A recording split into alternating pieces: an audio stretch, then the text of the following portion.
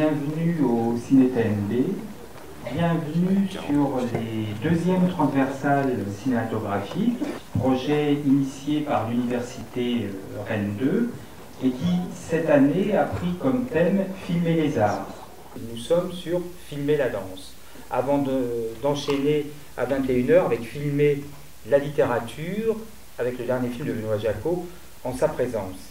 Donc j'ai à mes côtés Sandra Neveu du musée de la danse, à qui je vais passer la parole, et je la remercie de nous avoir permis de passer ce film ce soir, Les Disparades de César Bessier.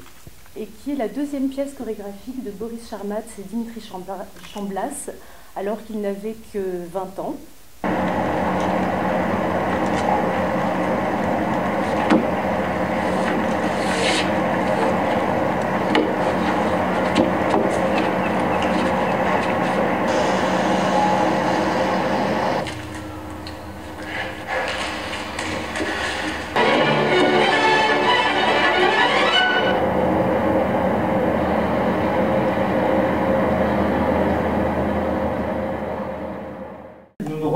Ce soir autour du film de Benoît Jacot, dernier film de Benoît Jacot, Les Adieux à la Reine. Le film que vous allez voir, mon dernier film, donc, soit l'occasion de parler de littérature et de cinéma, sans doute, mais enfin ça se discute. Et donc on en discutera avec le professeur Cléder.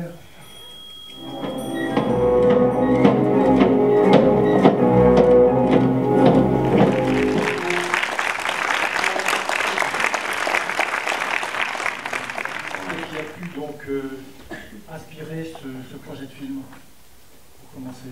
La lecture d'un livre qui porte le même titre que le film, enfin plutôt le film porte le même titre que lui, c'est Les Adieux à la Reine de Chantal Thomas.